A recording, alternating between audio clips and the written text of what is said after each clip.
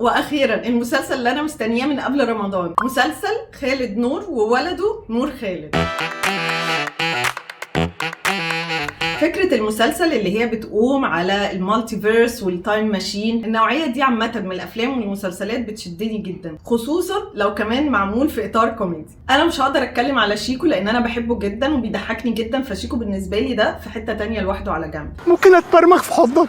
اللي كان مفاجأة بالنسبة لي كريم محمود عبد العزيز. بصراحة أنا ما كانش ليا فيه قوي، بس لما شفت المسلسل حبيت تمثيله جدا. اللي فات ده كان خطأ، الصواب كله جاي إن شاء الله. ولقيته إن هو ظريف جدا وعمل الدور حلو قوي. بس معلش عشان احنا خلقنا ضيق، يا ريت تحكي لنا أي حاجة عن التجربة دلوقتي. وللناس اللي مش فاهمة حاجة من المسلسل، الفكرة بتاعته إن خالد لما جه عمل تجربة عن انشطار جزيئات نووية بشكل ما، ابنه دخل في التجربة دي. تجربة بدل ما تولد طاقة ولدت بني ادمين ولا ايه؟ فحصل له هو كمان انشطار جزئي، فبقى موجود منه نسختين، نسخه مع خالد اتربى معاه من وهو صغير، والنسخه الثانيه راح ملجأ وبقى كبير وبقى في نفس العمر بتاع باباه. انا ابنك انت بابا. الخطير واللي بيميز المسلسل ده الاربع ستات الهبل، والاربعه يجننوا والاربعه مسخره، كل واحده فيهم هبله بس بشكل مختلف، ما تقدرش تقول ان هي هبله زي الثانيه.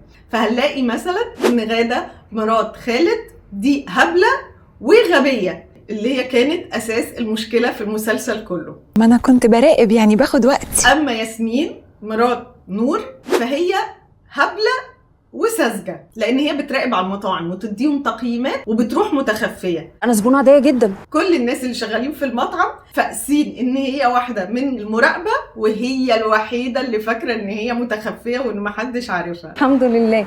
من فضلك بقى هاتلي الطلبات اللي أنا طلبتها منك.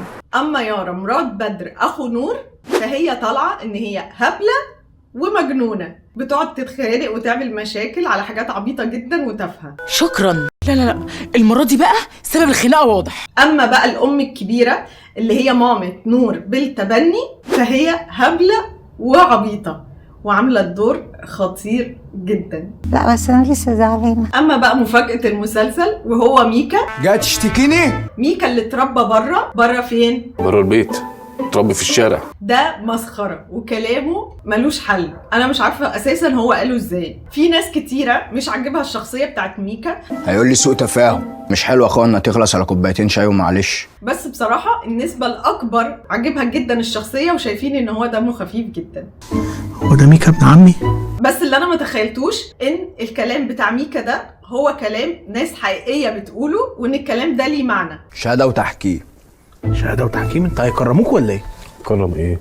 هي لغته كده. زي مثلا بس الصح باب واحد، يعني الصح ملوش غير كلام واحد. واخوك عشان تمامه ملياسي فكبر في الحوار. ملياسي دي يعني الشخص اللي هو بيلف ويدور في الكلام اللي ما بيجيش للواحد دغري. واحد قاعد لي على مسلك لوحده، يعني واحد في حتة تانية لوحده، والتاني ده بيلف لي الحبل على الجرار. يعني واحد بيقعد يزيد ويكرر في الكلام على الفاضي. انا اللي لاعب في الرق بتاعنا حصل البوليكا. انا اللي يلعب في الرايق بتاعي، يعني انا اللي يقرفني او اللي يعكر مزاجي. اما بقى الجملة بتاعت وهي اصلا كلها عالسه كارت بانجة سوق. اليسكار فتباندا دود بصوت، لان انا اساسا مش عارفة اقولها، دي معناها ان حد بيقول اي كلام في الهواء. الواد ده لما بيتكلم بيجيلي زغلله مش طبيعيه وصداع نصفي رهيب. قصة ان هو كل ما يتعصب يقلع التيشيرت، وهي دي بالنسبة لهم العلامة ان في خطر. تعالى ايه ده؟ هو بيعمل كده ليه؟ طيب بيعمل كده ليه؟ لا طالما ان ميكا لابس التيشيرت يبقى احنا كلنا في امان. انا هركب الاستئذان دلوقتي. في كام حاجة كده عبيطة عايزة اقول لكم عليها، يمكن ما تكونوش اخدتوا بالكم منها. في تلميحات كده بيلمحوا بيها على مسلسل اللعبة، زي مثلا بسيوني المال. انا عندي ناس والله العظيم ملطعين في الاستوديو. مشهد كان شيكو فيه في البيت وفاتح التلفزيون، وكانت الصورة بتاعت هشام ماجد موجودة فيه من مسلسل اللعبة، بس بعتبر ان هي تفاصيل صغيرة كده صايعة في المسلسل. اللبس بتاع خالد ومراته في المسلسل تحس ان الستايل بتاعه قديم شوية، بتاع التسعينات مثلا، لكن في نفس الوقت وانت بتتفرج على المسلسل مش حاسس ان هو مختلف قوي عن الجو اللي حواليه. في شويه اسئله كده واقفه قدامها في المسلسل، بس بقول يمكن تبان في الحلقات اللي جايه. ان ليه نور يروح ملجأ طالما ان هو عنده جده؟ طيب لو جده مش موجود او كبير في السن، طب ما عنده عمه. يعني فكره الملجأ دي حاسه ان هي مقفوره منهم شويه، بس يمكن يكون ليها تفسير في الحلقات اللي جايه. انا لما بفكر واحط نفسي مكان خالد، ان انا الاقي واحده كبيره كده وبغلى قدي بتقول لي ان انا مامتها وماشيه ورايا تقول لي يا ماما يا ماما يا ماما، انا اكيد هيجي لي انهيار. اصحاب بناتي بيجوا يقولوا لي يا طنط بتخض. في ناس مش عاجبها المسلسل خالص، وفي ناس عاجبها المسلسل جدا بس كانوا حاسين الاحداث بتاعته لازم تبقى اسرع شويه. احب اقول لهم ان هم لازم يروحوا للمؤلف احمد عبد الوهاب او فادي اللي كان بيجيب الفولورز لمهتاب في مسلسل اشغال شقه، علشان هو اللي شارك في كتابه المسلسل. وبالمناسبه دي ما تنسوش تعملوا لي سبسكرايب، انا بيجيلي على الفيديو الواحد حوالي 2000 ل 2500 فيوز وانا ما عنديش غير 150 سبسكرايبر بس.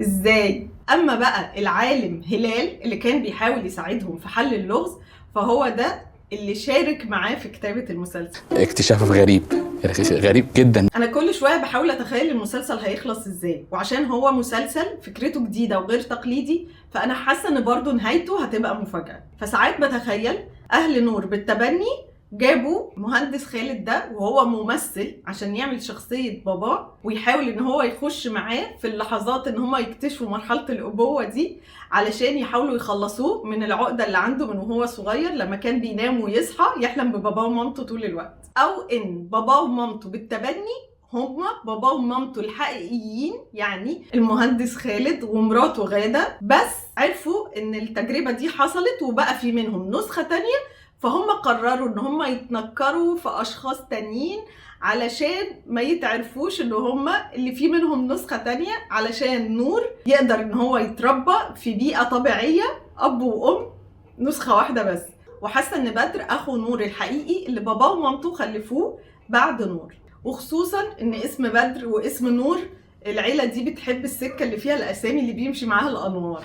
بس خايفة خايفة خايفة خايفة كل الكلام ده يطلع في الهوا وتطلع في الاخر نهاية المسلسل تافهة وعبيطة ومحبطة، وان يطلع نور كان نايم وكل ده في الاخر كان حلم. انا هسيبكم بقى انتوا تفكروا براحتكم المسلسل ده ممكن يخلص ازاي، وانا كفاية عليا كده عشان خلاص تعبت.